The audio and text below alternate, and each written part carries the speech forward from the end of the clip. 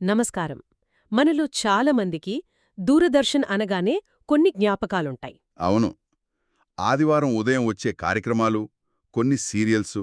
వాటి title songs ఇప్పటికీ గుర్తే, కానీ అందులో ఒకటి మాత్రం కొంచెం భిన్నంగా, చాలా లోతుగా గుర్తుండిపోతోంది. మీరు భారత్ ఏ ఖోజ్ గురించే మాట్లాడుతున్నారు. ఖచ్చితంగా. అది కేవలం ఒక సీరియల్ కాదు, ఒక అనుభవం. ఈరోజు మనం ఆ దృశ్యకావ్యం వెనుక ఉన్న మేధస్సు అంటే శ్యామ్ బెనగల్ గారి గురించి మాట్లాడుకుందాం. ఆయన ఒక ఇంటర్వ్యూలో పంచుకున్న విశేషాల ఆధారంగా ఒక పుస్తకంలోని ఆత్మను 53 ఎపిసోడ్ల ధారావాహికగా ఎలా ఆవిష్కరించారో చర్చిద్దాం. అవును. ఇక్కడ మనం మాట్లాడుకోబోయేది కేవలం ఒక సీరియల్ మేకింగ్ గురించి కాదనమాట. జవహర్లాల్ నెహ్రూ రాసిన ది డిస్కవరీ ఆఫ్ ఇండియా, అవును, ఆ దట్టమైన తాత్విక గ్రంథాన్ని శ్యామ్ బెనగల్ ఎలా అర్థం చేసుకున్నారు, ఎలా వ్యాఖ్యానించారు అన్నదే అసలు విషయం. అంతే. ఒక రకంగా చెప్పాలంటే ఇది నెహ్రూ పుస్తకానికి బెనగల్ చేసిన దృశ్య వ్యాఖ్యానం. ఆ ప్రక్రియలో ఎదురైన సవాళ్లు, స్ఫూర్తి, ఆయన దృక్పథం, వీటిని అర్థం చేసుకోవడమే మన ఈనాటి ప్రయత్నం. సరే, అయితే మనం ఆ కాలానికి వెళ్దాం. 1980ల మధ్యలో దేశమంతా రామాయణం, మహాభారతం వంటి పౌరాణిక ధారావాహికలతో ఊగిపోతోంది. భక్తి, భావోద్వేగాలు పతాకస్థాయిలో ఉన్నాయి. నిజమే. అలాంటి సమయంలో ఒక మేధావి జైల్లో కూర్చుని రాసిన చరిత్ర, తత్వశాస్త్రం నిండిన పుస్తకాన్ని సీరియల్గా తీయాలనే ఆలోచన రావడం కొంచెం విచిత్రంగా, చాలా సాహసోపేతంగా అనిపించడం లేదా? సాహసం మాత్రమే కాదు, అది దాదాపు అసాధ్యమనిపించే ప్రయత్నం. మీరు చెప్పింది నిజం. అప్పటి ప్రధాని రాజీవ్ గాంధీ చొరవతో 3 పెద్ద ప్రాజెక్టులు మొదలయ్యాయి. అవును, 3. ఒకటి రామాయణం, 2 మహాభారతం. ఇవి 2 ప్రజల నమ్మకాలతో, కథలతో ముడిపడున్నాయి. ప్రజలకు బాగా తెలిసిన కథలు. కాని 3వ ప్రాజెక్ట్ ప్రపంచ చరిత్ర మీద. దానికి బదులుగా శ్యామ్ బెనగల్ నెహ్రూ రాసిన డిస్కవరీ ఆఫ్ ఇండియాను ప్రతిపాదించారు. అందరూ ఆశ్చర్యపోయారు. ఎందుకు? ఎందుకంటే అది కథ చెప్పే పుస్తకం కాదు, అదొక అన్వేషణ, ఒక ఆలోచనల ప్రవాహం. ఇక్కడే నాకు ప్రశ్న. ఆర్ట్ ఫిల్మ్ మేకర్గా పేరున్న బెనగల్ గారు ఎందుకు టెలివిజన్ వైపు, అది ఇంత క్లిష్టమైన సబ్జెక్టుతో రావాలననుకున్నారు? దీని వెనుక ఒక బలమైన కారణముంది. బెనగల్ గారికి ఆ పుస్తకంతో చిన్నప్పటినుంచి ఒక వ్యక్తిగత అనుబంధం ఉంది. ఆయన దృష్టిలో అది రాజులు, యుద్ధాల తేదీల జాబితా కాదు.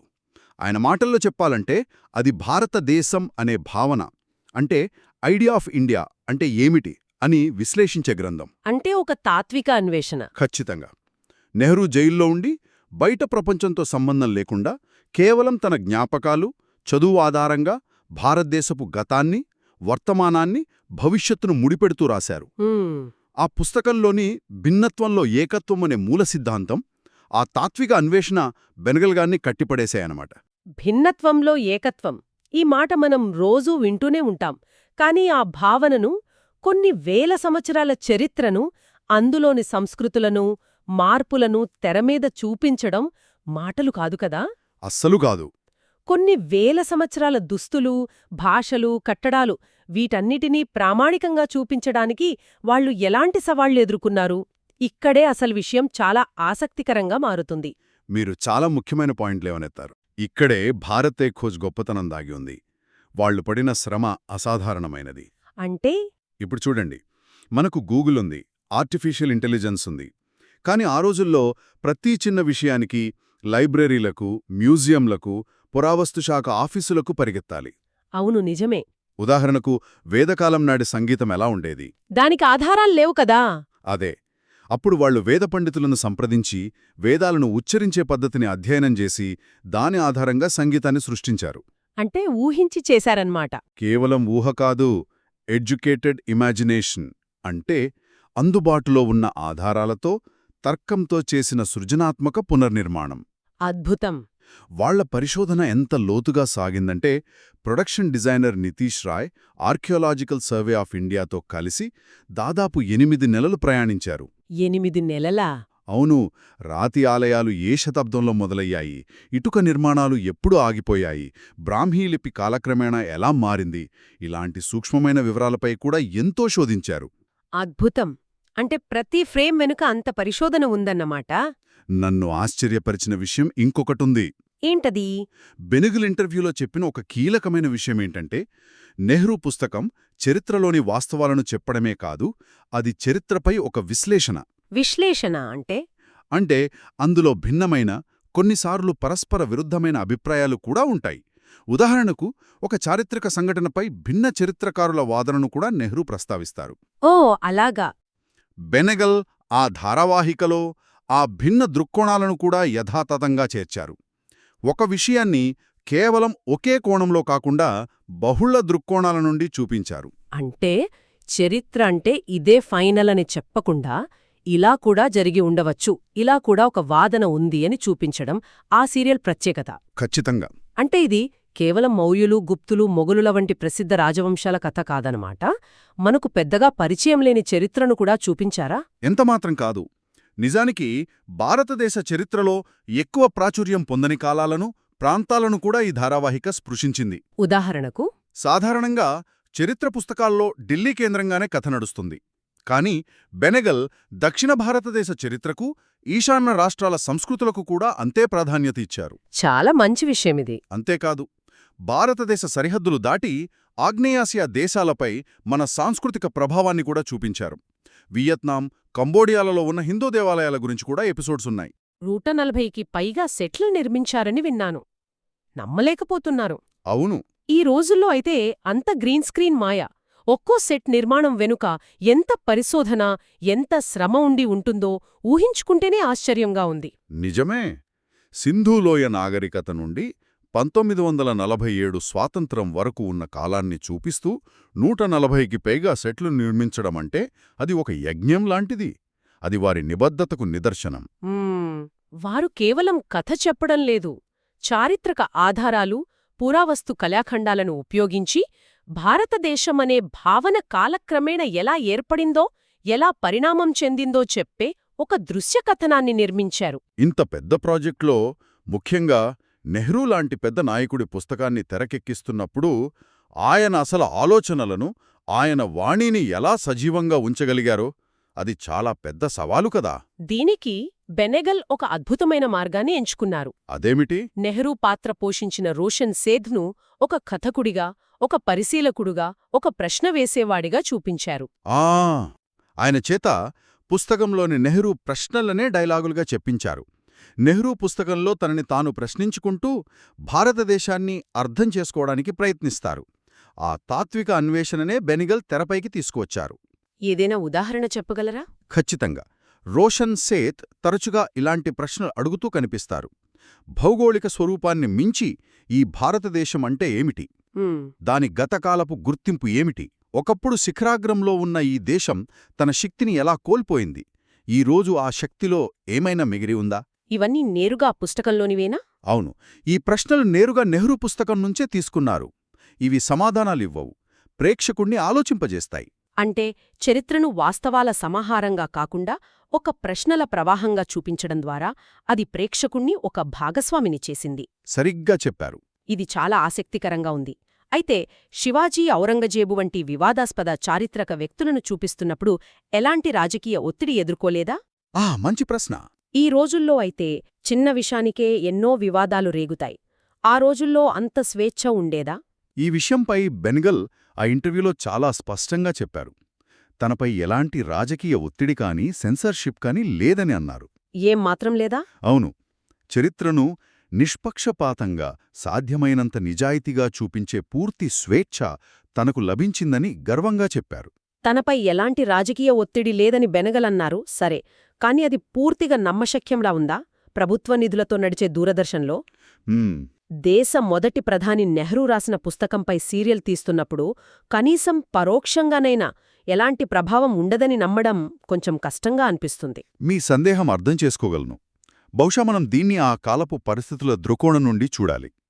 సరే. బెనెగల్ చెప్పిన దాని ప్రకారం ఆయనకు ఇచ్చిన ఏకైక మార్గదర్శక సూత్రం మనం నిర్మించుకున్న ఈ దేశమేమిటి, అది ఎలా ఉండాలి అనే నెహ్రూ అన్వేషణను నిజాయితీగా ప్రతిబింబించడం. ఇది ఒక వ్యక్తి చరిత్రనో, ఒక సామ్రాజ్య చరిత్రనో కాదు, ఒక దేశం యొక్క ఆత్మను ఆవిష్కరించే ప్రయత్నం. బహుశా ఆ ఉన్నత లక్ష్యం ముందు చిన్న చిన్న రాజకీయాలు నిలవలేకపోయి ఉండవచ్చు. లేదా ఆ రోజుల్లో పబ్లిక్ బ్రాడ్కాస్టర్గా దూరదర్శన్కున్న స్వయం ప్రతిపత్తి అలాంటి స్వేచ్ఛను ఇచ్చుండవచ్చు. బహుశా అదే కారణం కావచ్చు. 20 ఏళ్లు గడిచినా భారత్ ఏక్ ఖోజ్ వంటి మరో ధారావాహిక రాలేదని బెనెగల్ ఇంటర్వ్యూలో అంటారు. నాక్కూడా అదే అనిపిస్తుంది. నిజమే. ఈ రోజుల్లో అలాంటి మేధోపరమైన లోతైన కార్యక్రమాలు ఎందుకు రావడం లేదు? దీనిపై బెనెగల్ ఏం విశ్లేషించారు? ఇది ఒక కీలకమైన ప్రశ్నను లేవనెత్తుతుంది.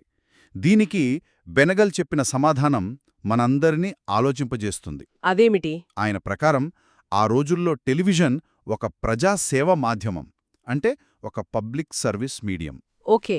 దాని ప్రాథమిక లక్ష్యం డబ్బు సంపాదించడం, టీఆర్పీ రేటింగ్లు కాదు. ప్రజలకు విజ్ఞానాన్ని, ఆలోచనను అందించాలనే ఒక సామాజిక, చారిత్రక బాధ్యత ఉండేది. ఆ బాధ్యతతోనే భారత్ ఏక్ ఖోజ్ నిర్మించారు. క్షణ వినోదం, నాటకీయత, సంచలనం వీటికి ప్రాధాన్యత పెరిగింది. లోతైన విశ్లేషణకు, మేధోపరమైన చర్చలకు స్థానం తగ్గింది. అంతే. భారతే ఖోజ్ లాంటి సీరియల్ ఈరోజు ప్రైమ్ టైంలో వస్తే ఎంతమంది చూస్తారు? ఆ ఛానల్ దానిపై పెట్టుబడి పెట్టడానికి సిద్ధంగా ఉంటుందా?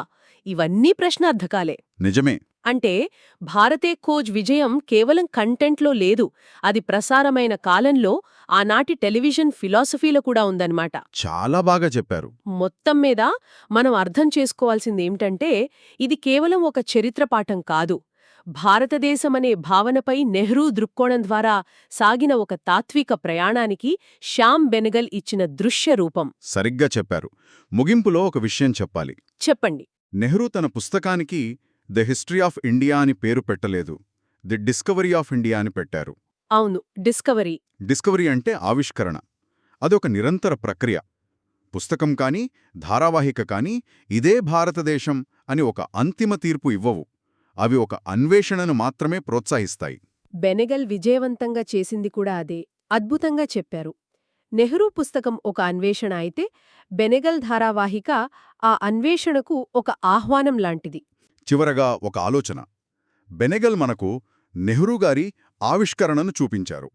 అది 20వ శతాబ్దం ఆవిష్కరణ. మరి అత్యంత వేగంగా మారుతున్న సోషల్ మీడియాలో భిన్నవాదనలో విపరీతమైన సమాచారంతో నిండిన ఈ 21వ శతాబ్దంలో మనం ఒక కొత్త భారతదేశ ఆవిష్కరణను ప్రారంభించాల్సి వస్తే అప్పుడు మన దేశపు గుర్తింపు గురించి మనం ఎలాంటి కొత్త ప్రశ్నలను వేసుకోవాలి? అసలు అన్ని భిన్న స్వరాల మధ్య ఏకాభిప్రాయంతో ఒక ఆవిష్కరణ చేయడం సాధ్యమేనా? లేక ఆ ఆవిష్కరణ ప్రక్రియే ఒక పెద్ద యుద్ధభూమిగా మారుతుందా? ఆలోచించండి. ప్రాజెక్టు శ్యామ్ బెనగల్ దగ్గరికి ఎలా వచ్చిందనేదే ఒక ఆసక్తికరమైన కథ కదా. నిజమే. చాలామందికి తెలియని విషయం ఏంటంటే, ఆయన మొదట మహాభారతం తీయాలని అనుకున్నారు, చాలా బలంగా. ఓ అలాగా. కానీ ఆ అవకాశం బిఆర్ చోప్రాకు దక్కింది. రామానంద సాగర్ రామాయణం తీస్తున్నారు. అప్పుడు మూడో ఆప్షన్గా ఇదొచ్చిందన్నమాట, భారత చరిత్ర. అవును. మొదట ఇది ఒక ప్రత్యామ్నాయంలా అనిపించినా ఇదే ఒక అతిపెద్ద బాధ్యతగా మారింది. ఇది కేవలం ప్రత్యామ్నాయం కాదు, నాకనిపిస్తోంది ఆనాటి ప్రభుత్వ వ్యూహంలో ఇది ఒక ముఖ్యమైన భాగం. ఒకవైపు ఇతిహాసాల ద్వారా సాంస్కృతికంగా దేశాన్ని కలుపుతున్నారు. అవును. మరోవైపు భారతదేశం అనే భావనకు ఒక చారిత్రక పునాది ఉందని చెప్పడం చాలా అవసరం. కరెక్ట్.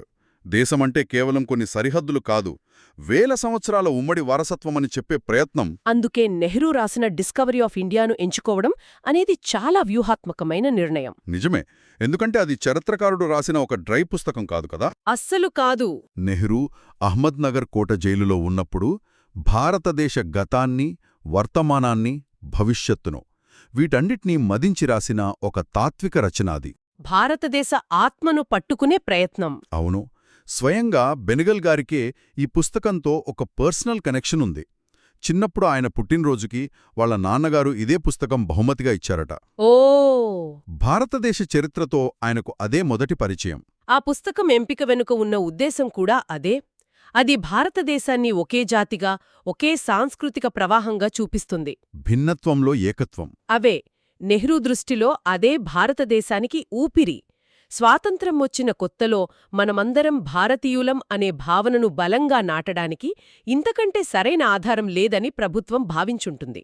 ఇది కేవలం చరిత్ర కాదు, ఒక దేశ నిర్మాణానికి అవసరమైన దార్శనికత. అయితే ఇక్కడే అసలు సమస్య మొదలవుతుంది. అదేమిటి? నెహ్రూ గొప్ప దార్శనికుడే, కాని ఆయన ఒక ప్రొఫెషనల్ చరిత్రకారుడు కాదు కదా. అవును. సో ఆయన రాసిన పుస్తకంలో కొన్ని పరిమితులున్నాయి. ముఖ్యంగా ఆయన దృష్టి అంతా ఉత్తర భారతదేశం, గంగా మైదానంలో వెలిసిన సామ్రాజ్యాలపైనే ఉంది. అంటే దక్షిణ భారతదేశ చరిత్రకు అంత ప్రాధాన్యత లభించలేదంటారు. కరెక్ట్. మరి దేశం మొత్తానికి ప్రాతినిధ్యం వహించాల్సిన ఒక జాతీయ ధారావాహికలో ఈ పక్షపాతాన్ని ఎలా సరిదిద్దుతారు? ఇది కత్తిమీద సాములాంటిది. ఇక్కడే శ్యామ్ బెనెగల్ ప్రతిభ మొత్తం కనిపిస్తుంది. ఎలా?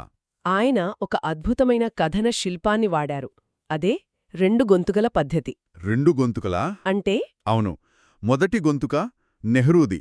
రోషన్ సేఠ్ పోషించిన నెహ్రూ పాత్ర ద్వారా పుస్తకంలోని ఆయన భావాలను, ఆయన ఆశయాలను, ఆయన తాత్వికతను తెరపైకి తీసుకొచ్చారు. ఓకే. ఆ గొంతుక పుస్తకానికి నిజాయితీగా కట్టుబడి ఉంటుంది. సరే, ఆ మొదటి గొంతుక నెహ్రూ ఆలోచనను ప్రతిబింబిస్తుంది. బావుంది. కాని దానివల్ల అసలు సమస్య అంటే ఉత్తర భారతదేశంపైనే దృష్టి పెట్టడం పరిష్కారం కాదు కదా. కాదు. ఆ చారిత్రక ఖాళీని ఎలా పూరించారు? దానికోసమే 2వ గొంతుకును ప్రవేశపెట్టారు. ఇది ఒక నిష్పాక్షికమైన, అనామక వ్యాఖ్యాత గొంతుక. ఆ, దీనికి ఓంపురి తన గంభీరమైన స్వరంతో ప్రాణం పోశారు. ఓకే. ఈ 2వ గొంతుక నెహ్రూ వదిలేసిన ఖాళీలను పూరిస్తోంది.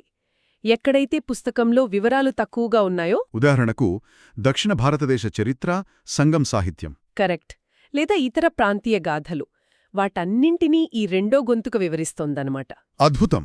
అంటే ఒకవైపు నెహ్రూ దార్శనికతను గౌరవిస్తూనే మరోవైపు చారిత్రక సమగ్రతను కాపాడారు. ఎంత తెలివైన పరిష్కారం కదా. చాలా తెలివైనది. అంటే కేవలం 2వ గొంతుకుని చేర్చడమే కాదు, దాని వెనుక ఎంత పెద్ద రీసెర్చ్ జరిగిందో ఆలోచిస్తే ఆశ్చర్యమేస్తుంది. అవును. ఆ ఖాళీలను పూరించడానికి, ఫ్యాక్ట్స్ చెక్ చేసుకోవడానికి దాదాపు 40 మంది అగ్రశ్రేణి చరిత్రకారులను సలహాదారులుగా పెట్టుకున్నారు. 40 మందా? అవును. ప్రాచీన చరిత్రకు ఆర్ఎస్ శర్మ, మధ్యయుగ చరిత్రకు ఇర్ఫాన్ హబీబ్ లాంటి దిగ్గజాలున్నారంటే. ఓ, వాళ్ళు దీన్ని కేవలం ఒక టీవీ సీరియల్గా కాకుండా ఒక అకాడమిక్ ప్రాజెక్ట్ అంత సీరియస్గా తీసుకున్నారని అర్థమవుతోంది. ఖచ్చితంగా. ఒకవైపు నెహ్రూ వ్యక్తిగత అన్వేషణ, మరోవైపు కఠినమైన చారిత్రక వాస్తవికత.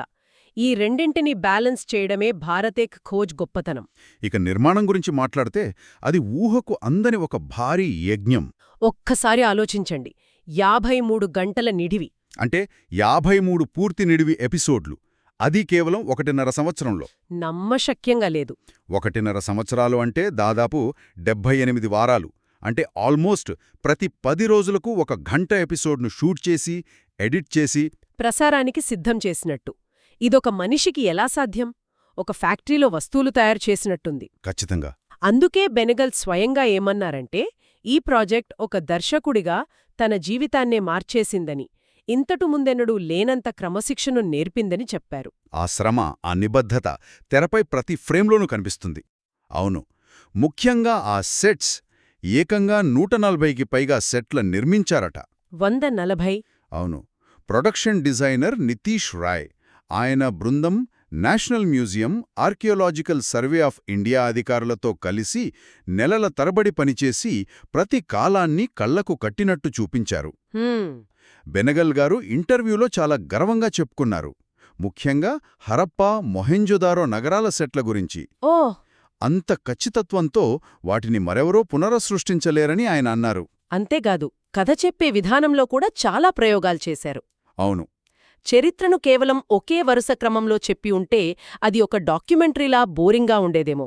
కానీ బెనగల్ అలో చేయలేదు. ఉదాహరణకు మహాభారత కథను చెప్పడానికి మధ్యప్రదేశ్కు చెందిన పండవానీ జానపద కళాకారులను ఉపయోగించుకున్నారు. వాళ్ల పాటలు, నృత్యాల ద్వారా కథను నడిపించారు. నిజమే. అలాగే బీహార్కు చెందిన లోరిక్ చందా లాంటి స్థానిక ప్రేమగాథలను, దక్షిణాది సంగం సాహిత్యాన్ని కూడా ఇందులో భాగం చేశారు. దీనివల్ల ఒక అద్భుతమైన విషయం జరిగింది. ఏంటది? చరిత్ర అంటే కేవలం రాజులు, యుద్ధాలు, తేదీలు మాత్రమే కాదు, అది ప్రజల కథ, వారి సంస్కృతి, వారి పాటలు అని చాలా బలంగా చెప్పగలిగారు. చరిత్రకు ఒక బహుళత్వాన్ని, ఒక సజీవత్వాన్ని తీసుకొచ్చారు. అవును. అది చరిత్రను అట్టడుగు స్థాయి నుండి చూపించే ప్రయత్నం. ఇక ఇలాంటి సున్నితమైన చారిత్రక విషయాల గురించి మాట్లాడేటప్పుడు వివాదాలు రావడం సహజం. కరెక్ట్. ముఖ్యంగా ఈ రోజుల్లో చిన్న విషయానికి కూడా ఎంత గొడవ జరుగుతుందో చూస్తున్నాం. నిజంగా ఆశ్చర్యంగా ఉంది. ఇంటర్వ్యూలో ఆయన్ని ఇదే ప్రశ్న అడిగారు. ఛత్రపతి శివాజీ లాంటి సున్నితమైన పాత్రను నసీరుద్దీన్ షా లాంటి ఒక ముస్లిం నటుడు పోషించినప్పుడు ఏమైనా వ్యతిరేకత వచ్చిందా అని. ఈ రోజుల్లో అయితే అసలు ఆలోచించగలమా సోషల్ మీడియాలో ఎలాంటి తుఫాను రేగేదో? ఊహించుకుంటేనే భయమేస్తుంది. మరి అప్పుడేమైంది? ఆశ్చర్యకరంగా ఆ సమయంలో అలాంటి పెద్ద సమస్యలేవీ రాలేదని బెనగల్ చెప్పారు. నిజంగానా? అవును. శివాజీ ఎపిసోడ్లు కూడా ఎలాంటి ఆటంకాలు లేకుండా చాలా సజావుగా ప్రసారమయ్యాయని తెలిపారు. ఆయన కూడా ముందు కొంచెం ఆందోళన చెందారట. కానీ ఒక్కటంటే ఒక్క నిరసన కూడా రాలేదట. ఇది ఆనాటి సామాజిక వాతావరణానికి అద్దం పడుతోంది. కళను కళగా చూసే పరిణితి బహుశా ఎక్కువగా ఉండేదేమో. బహుశా. అయితే ఇలాంటిక భారీ ప్రాజెక్ట్ను ఎలాంటి వివాదాలు లేకుండా, వాణిజ్య ఒత్తిళ్లు లేకుండా పూర్తి చేయాలంటే ప్రభుత్వం యొక్క సంపూర్ణ మద్దతు తప్పనిసరి అని ఆయన చాలా స్పష్టంగా చెప్పారు. ఇక్కడే నాకో ప్రశ్నొస్తోంది. ఇప్పుడు అలాంటి ప్రాజెక్టు చెయ్యలేమా? అదే. చెయ్యొచ్చు, కానీ అది చాలా కష్టమని ఆయన అభిప్రాయం. ఎందుకని? ఎందుకంటే ఇప్పుడు టీవీ ఛానళ్లు, నిర్మాణ సంస్థలు పూర్తిగా వాణిజ్యపరమైన లెక్కల మీద నడుస్తున్నాయి. అంటే టీఆర్పీ రేటింగులు, ప్రకటనలు. ఖచ్చితంగా. ఒక ప్రాజెక్టు మొదలుపెట్టక ముందే దాని ద్వారా ఎంత లాభం వస్తుంది, యాడ్స్ వస్తాయా రావా అనే లెక్కలు వేసుకుంటారు. ఆ ఒత్తిడిలో భారతదేశ కథను నిజాయితీగా, ఎలాంటి రాజీ లేకుండా చెప్పడం సాధ్యం కాకపోవచ్చు. అంటే కంటెంట్ కంటే వ్యాపారమే ముఖ్యమైపోతుంది. బెనగల్ చెప్పినట్టు భారత్ ఏక్ ఖోజ్ అనేది ఒక కమిషన్డ్ ప్రాజెక్ట్. అవును. అంటే ప్రభుత్వం డబ్బు ఇచ్చి పూర్తి స్వేచ్ఛనిచ్చింది. దాని లక్ష్యం లాభాలు సంపాదించడం కాదు, దేశ ప్రజలకు వాళ్ల చరిత్రను అందించడం. ఆ స్వేచ్ఛ ఉంది కాబట్టే ఆయన ఎలాంటి రాజీ లేకుండా అంత గొప్పగా తీయగలిగారన్నమాట. ఖచ్చితంగా. వాణిజ్యపరమైన ఆందోళనలు లేనప్పుడే గదా సృజనాత్మకతకు పూర్తి అవకాశముంటుంది. మొత్తానికి చూస్తే ఒక దార్శనికుడి రచనను తీసుకొని దానికి అకాడమిక్ సత్యసంధతను జోడించి కళ్ళు చెదిరే నిర్మాణ విలువలతో ఒక దృశ్యకావ్యంగా తీయడం వెనుక ఇంత కథ నడిచింది. ఈ ప్రయాణంలో తాను వ్యక్తిగతంగా ఎంతో నేర్చుకున్నానని, భారత చరిత్ర, సంస్కృతిపై తన అవగాహన పూర్తిగా మారిపోయిందని బెనగల్ గారన్నారు. నిజమే. ఇది కేవలం ఒక టీవీ సిరీస్ కాదు. ఒక జాతి తన మూలాలను తాను అర్థం చేసుకోవడానికి, ఆ అన్వేషణను దేశ ప్రజలందరితో పంచుకోవడానికి జరిగిన ఒక గొప్ప యజ్ఞం. నెహ్రూ లాంటి దార్శనికుడి కల, శ్యామ్ బెనగల్ లాంటి దర్శకుడి ప్రతిభ. ఓంపురి నుంచి నసీరుద్దీన్ షా వరకు వందలాది మంది గొప్ప నటులు, తెరవెనుక పనిచేసిన చరిత్రకారులు, కళాకారులందరి కృషి. ఇవన్నీ కలిస్తేనే ఇలాంటి అద్భుతం సాధ్యమవుతుంది. ఇంటర్వ్యూలో శ్యామ్ బెనగల్ ప్రస్తావించిన ఆ శివాజీ ఎపిసోడ్ విషయం నన్ను చాలా ఆలోచింపజేసింది. ఒక చారిత్రక పురుషుడి పాత్రను ఏ మతానికి చెందిన నటుడు పోషించారనే దానికంటే ఆ పాత్రకు ఎంత న్యాయం చేశారనేది ముఖ్యమని ఆనాటి ప్రేక్షకులు భావించారు. అదే ఇప్పుడు నన్ను వెంటాడుతున్న ప్రశ్న. అదే సిరీస్ను, అవే చారిత్రక వ్యాఖ్యానాలతో, అదే నటీనటులతో ఈ రోజు మనం తీస్తే అది కూడా అలాగే ఎలాంటి వివాదాలు లేకుండా సజావుగా ప్రసారమవుతుందా? లేక ప్రతి ఎపిసోడ్కు కోర్టు కేసులు, సోషల్ మీడియా ట్రోలింగ్, రాజకీయ వివాదాలు ఎదుర్కోవాల్సొస్తుందా? గత కొన్ని దశాబ్దాల్లో ఒక సమాజంగా మన గతాన్ని మనం చూసే దృష్టికోణంలో ఇంత మార్పెందుకొచ్చింది? ఆలోచించాల్సిన విషయమే. ప్రసారభారతి ఆర్కైవ్స్ నుండి లభించిన స్వర్గీయ ఓంపురి గారి ఒక అద్భుతమైన ఇంటర్వ్యూ. ఈరోజు మన చర్చలో ముఖ్య ఉద్దేశ్యం అంటే కేవలం ఆ సీరియల్ మేకింగ్ విశేషాలు తెలుసుకోవడమే కాదు. అసలు చరిత్రను, చారిత్రక పాత్రలను మనం చూసే దృష్టిని ఈ ధారావాహిక ఎలా మార్చిందో ఓంపురిగారి మాటల్లోనే వినాలి. సరిగ్గా చెప్పారు. ఆయన పోషించిన ఎన్నో విభిన్న పాత్రల వెనుక ఉన్న లోతైన ఆలోచనలను అర్థం చేసుకోవాలి. అవును. అసలు ఆ సీరియల్ ఆయన కెరియర్లో ఎందుకంత ప్రత్యేకం? దుర్యోధనుడు, రావణుడు, అశోకుడు ఇలాంటి పాత్రలను ఆయన ఎలా చూశారు? సరే, అయితే ఈ విషయాల గురించి ఒక్కొక్కటిగా మాట్లాడుకుందాం. మొదలు పెడదాం. ముందుగా ఈ సీరియల్ నిర్మాణం గురించి ఓంపురిగారు చెప్పిన విషయాలు వింటే నిజంగా ఆశ్చర్యం కలుగుతోంది. ఇది మామూలు సీరియల్ లాంటిది కాదు. అస్సలుగాదు. దాదాపు 1 సంవత్సరం పాటు పూర్తి సమయం దీనికే కేటాయించారని ఆయన గుర్తు చేసుకున్నారు. కేవలం సమయమే కాదు, పనిచేసే విధానం కూడా పూర్తిగా భిన్నం. ఓంపురిగారు చెప్పిన దాని ప్రకారం ఉదయం 9 గంటలకు సెట్కి వెళితే కొన్నిసార్లు తెల్లవారుజామునే 2 గంటల వరకు షూటింగ్ జరిగేదట. అమ్మో, అంటే దాదాపు 16-17 గంటల పని. అవును. ఇంతకీ అంత సమయం ఎందుకు పట్టేది? దానికి ఒక ముఖ్య కారణం ఉంది. శ్యామ్ బెనగల్ గారు ఈ సీరియల్లో పొడవైన టేక్స్ అంటే లాంగ్ టేక్స్ ఎక్కువగా వాడారు. కట్స్ చాలా తక్కువ. ఓ అలాగా. ఒక నెలలో 4 ఎపిసోడ్లు పూర్తి చెయ్యాలంటే ఇది తప్పనిసరి అని ఓంపురి వివరించారు. అంటే నటీనటులకు ఇది ఒక నాటకంలో నటించినంత కష్టమైన పనన్నమాట. ఖచ్చితంగా. ప్రతి డైలాగ్ని, ప్రతి కదలికను గుర్తుంచుకుని 10-15 నిమిషాల పాటు పొరపాటు లేకుండా చెయ్యాలి. అవును. ఒక్క చిన్న పొరపాటు జరిగినా ఆ సుదీర్ఘమైన సన్నివేశం మొత్తం మళ్లీ మొదట్నుండి చిత్రీకరించాలి. ఇది నటుల ఏకాగ్రతకు, జ్ఞాపకశక్తికి నిజమైన అగ్నిపరీక్ష. నిజమే. ఇక మరో ముఖ్యమైన విషయం చారిత్రక ఖచ్చితత్వం. ఈ విషయంలో శ్యామ్ బెనగల్ అస్సలు రాజీపడేవారు కాదని ఓంపురి ఇంటర్వ్యూలో చెప్పారు. ఇది వింటుంటే ఆశ్చర్యంగా ఉంది. అంటే కమర్షియల్ సినిమాల్లో మనం చూసే చారిత్రక స్వేచ్ఛకు దీనికసలు పోలికే లేదు. లేనేలేదు. ఈ స్థాయి పట్టింపు వల్ల నటీనటుల మీద అదనపు ఒత్తిడి ఉండేదా? దాని గురించి ఓంపూరి ఏమైనా చెప్పారా? అవును. ఆయన ఒక ఉదాహరణ చెప్పారు. ప్రతి స్క్రిప్ట్ను ప్రముఖ చరిత్రకారులతో సరిచూపించి అవునా? వాళ్ల ఆమోదం తీసుకున్నాకే ముందుకు వెళ్లేవారట. శివాజీ, ఔరంగజేబ్ కలిసే సన్నివేశం గురించి చర్చ జరిగినప్పుడు చరిత్రకారులు వారు కోటలో కలవడం అసాధ్యం, శివాజీ ఎట్టి పరిస్థితిలోనూ ఆయన కొలువుకు వెళ్లడు అని స్పష్టం చేశారట. కావాలంటే అడవిలో కలిసినట్టు చూపించవచ్చని సలహా ఇచ్చారట. ఈ సూక్ష్మమైన వివరాల పట్ల శ్రద్ధ వహించడం వల్లే ఆ సీరియల్ అంత ప్రామాణికంగా నిలిచిపోయింది. నిర్మాణంలో ఇంత శ్రద్ధ వహించడం ఒక ఎత్తైతే, ఆ శ్రద్ధ కథ చెప్పే విషయంలో, ముఖ్యంగా మనం ప్రతినాయకులుగా చూసే పాత్రల విషయంలో ఇంకా అద్భుతంగా కనిపిస్తుంది కదా. మీరు చాలా ముఖ్యమైన పాయింట్ లేవనెత్తారు. ఇక్కడే ఈ సీరియల్ చేసిన అతిపెద్ద విప్లవాత్మకమైన మార్పు కనిపిస్తుంది. అదేంటి? చరిత్ర ఎప్పుడూ గెలిచిన వాళ్ల వైపు ఉంటుందంటారు కదా. అవును. కాని భారతేక ఖోజ్ బహుశా మొదటిసారిగా ఓడిపోయిన వాళ్ల గొంతును, వాళ్ల వాదనను మనకు వినిపించింది. అంటే దుర్యోధనుడు లాంటి పాత్రల గురించా? సరిగ్గా.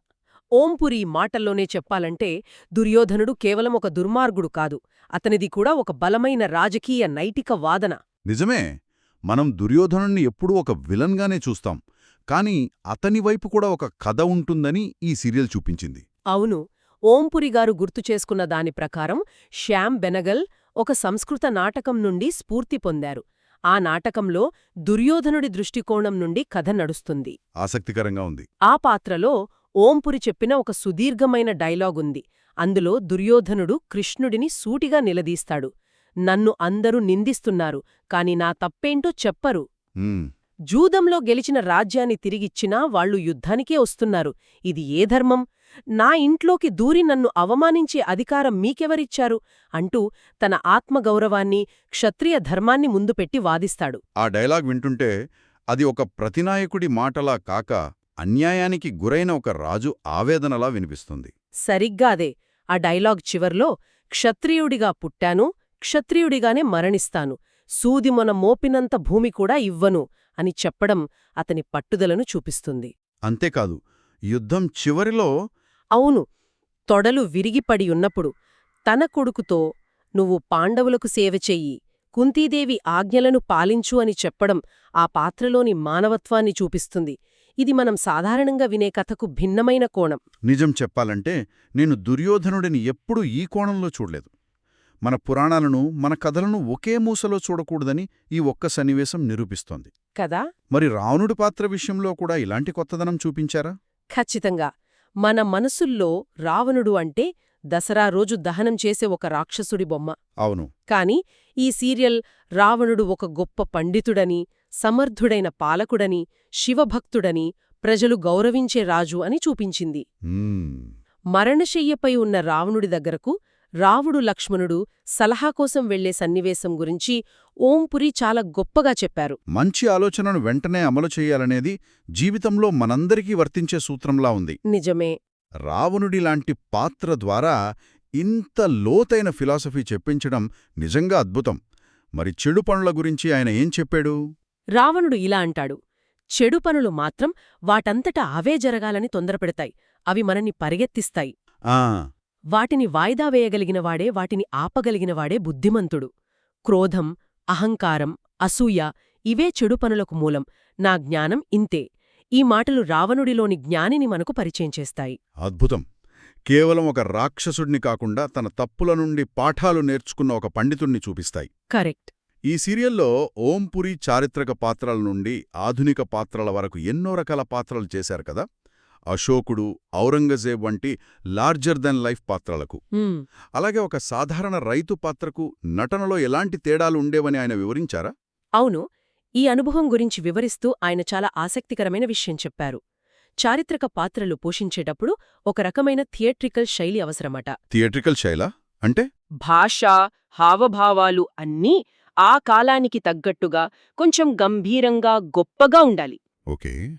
కాని ఆధునిక కాలంలో ఒక సాధారణ రైతు లేదా కార్మికుడి పాత్ర చేసేటప్పుడు నటన చాలా సహజంగా, వాస్తవికంగా ఉండాలి. ఈ రెండు శైలుల మధ్య మారడం ఒక నటుడిగా తనకు పెద్ద సవాలైన ఒప్పుకున్నారు.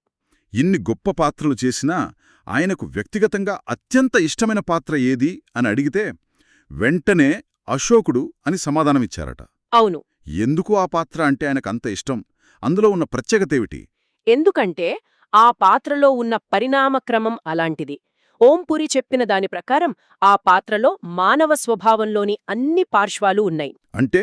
తన సోదరులను క్రూరంగా చంపి సింహాసనాన్ని అధిష్ఠించిన చండాశోకుడుగా మొదలై కళింగ యుద్ధంలో లక్షల మంది మరణాన్ని చూసి పశ్చాత్తాపంతో బౌద్ధమతాన్ని స్వీకరించిన శాంతిదూత, ధర్మాశోకుడిగా మారడం, ఆ ప్రయాణం అద్భుతమైనది. ఒకే పాత్రలో ఇంత వైవిధ్యం! అవును, ఇంత మానసిక సంఘర్షణను చూపించే అవకాశం దొరకడం చాలా అరుదు. అందుకనేమో కమర్షియల్ సినిమాల్లో తనకలాంటి సంక్లిష్టమైన పాత్ర ఎప్పటికీ లభించదని ఆయన చెప్పడం గమనార్హం. నిజమే. వాణిజ్య సినిమాల్లో హీరోలు లేదా విలన్లు ఒకే రకమైన లక్షణాలతో ఉంటారు. కాని అశోకుడి పాత్రలో మానవ స్వభావంలోని అన్ని రంగులు ఉన్నాయి. మంచి, చెడు, పశ్చాత్తాపం అన్నీ. కరెక్ట్. నిజమే. ఇక ఈ ధారావాహికలో మరో ప్రత్యేకత గురించి తప్పకుండా మాట్లాడుకోవాలి. అది కథనం చెప్పే విధానం. ఓ అవును. ఇందులో కథనాన్ని 2 గొంతుల ద్వారా వినిపించారు. ఒకటి రోషన్ సేత్ గొంతులో నెహ్రూగారి ఆలోచనలు, అంటే పుస్తకంలో ఉన్నది ఉన్నట్టుగా. రెండవది ఓంపురి గారి వాయిస్ ఓవర్ గదా? అవును. ఆసక్తికరంగా ఉంది. 2 వేరువేరు గొంతులు, 2 వ్యాఖ్యానాలు. దీని వెనుకున్న ఆలోచన ఏంటి? ఎందుకలా చేశారు? ఓంపురి గారి ప్రకారం ఇది ఒక పోస్ట్ మోడర్న్ వ్యాఖ్యానం లాంటిది. పోస్ట్ మోడర్న్ వ్యాఖ్యానమా? ఆ మాట కొంచెం బరువుగా ఉంది. సామాన్య ప్రేక్షకులకు అర్థమయ్యేలా చెప్పాలంటే దానర్థం ఏమిటి? సులభంగా చెప్పాలంటే ఒకే కథను 2 వేర్వేరు కాలాల్లో నిలబడి చూడటం లాంటిదన్నమాట. ఓకే. నెహ్రూగారి గొంతు అంటే రోషన్ సెట్ ద్వారా ఆ సంఘటన జరిగినప్పుడు దాన్ని ఎలా చూశారో, ఆయన పుస్తకంలో ఎలా రాశారో చెప్తుంది. కాని ఓంపురి గారి వాయిస్ ఓవర్ ఇన్నేళ్ల తర్వాత కొత్త చారిత్రక ఆధారాలు, కొత్త పరిశోధనల వెలుగులో శ్యామ్ బెనగల్ ఆ సంఘటనను ఎలా విశ్లేషిస్తున్నారో చెబుతుంది. అంటే ఒకే సంఘటనకు 2 భిన్న దృక్కోణాలను ఒకేసారి మన ముందుంచారు. సరిగ్గా. అంటే చరిత్ర అనేది రాతిమీద చిక్కిన శాసనం కాదని, అది నిరంతరం విశ్లేషణకు, కొత్త అర్థాలకు తావిస్తుందని చెప్పడమే దీని ఉద్దేశం అన్నమాట. ఖచ్చితంగా. చివరిగా ఈ సీరియల్ నుండి తాను ఏం నేర్చుకున్నారని అడిగినప్పుడు ఓంపురి గారు చాలా ముఖ్యమైన విషయం చెప్పారు. అది మనందరికీ వర్తిస్తుంది. ఏమిటది? మనం వినే చరిత్ర, ముఖ్యంగా పాఠ్యపుస్తకాల్లో చదివే చరిత్ర చాలాసార్లు వక్రీకరించబడి ఉండొచ్చు, లేదా ఒకే కోణంలో చెప్పబడి ఉండొచ్చు. నిజమే. అసలు నిజం తెలుసుకోవాలంటే బహుళ వ్యాఖ్యానాలను, విభిన్న చరిత్రకారుల రచనలను చదవాలని ఆయన అన్నారు. ఒకే కథనం మీద ఆధారపడకూడదు అనే సందేశం చాలా విలువైనది. బహుశా అందుకే శ్యామ్ బెనగల్ కూడా ప్రతి స్క్రిప్టును అంతమంది చరిత్రకారులతో ధృవీకరించుకున్నారు. అవును, అందుకే ఈ సీరియల్ పిల్లలకు ఒక లైఫ్ హిస్టరీ పాఠం లాంటిదని. తన కొడుకుతో కలిసి దీన్ని పూర్తిగా చూస్తానని వాగ్దానం చేశానని ఓంపురి గారు చెప్పడంతో ఆ ఇంటర్వ్యూ ముగుస్తుంది. ఇది కేవలం ఒక నటుడి అనుభవం కాదు, చరిత్రను ఎలా అర్థం చేసుకోవాలో, ఎలా ప్రశ్నించాలో నేర్పే ఒక సందేశం. ఓంపురి గారి మాటలు విన్నాక భారత్ ఏక్ కోచ్ కేవలం ఒక టీవీ సీరియల్ కాదని, అది భారత చరిత్రపై, దాని సంస్కృతిపై జరిగిన ఒక లోతైన అన్వేషణని స్పష్టమవుతుంది. అవును, ఇది పాత్రలను నలుపు తెలుపులుగా కాకుండా వాటిలోని అన్ని రంగులను, వారి మానవ బలహీనతలను, వారి గొప్పదనాన్ని మనకు చూపించింది. ముఖ్యంగా దుర్యోధనుడు, రావణుడు వంటి పాత్రల విషయంలో ప్రత్యామ్నాయ దృక్పథాన్ని అందించడం ద్వారా మన ఆలోచనా విధానాన్ని ప్రశ్నించేలా చేసింది. ఒక కథను ఎప్పుడూ ఒకే కోణంలో, అంటే గెలిచిన వారి కోణంలోనే చూడటం ఎంతవరకు సరైనది అని ఒక ప్రాథమికమైన ప్రశ్నను ఇది మన ముందుంచుతుంది. ఈ చర్చ విన్న తర్వాత మనకు బాగా తెలుసనుకున్న ఇతర చారిత్రక లేదా పౌరాణిక గాథలను కూడా ఈ కొత్త కోణంలో చూస్తే వాటిలోంచి ఎలాంటి కొత్త అర్థాలు అంతరార్థాలు స్ఫురిస్తాయో అని ఆలోచించకుండా ఉండలేము. బహుశా ప్రతి కథలోనూ మనం వినని మరో గొంతు ఉందేమో.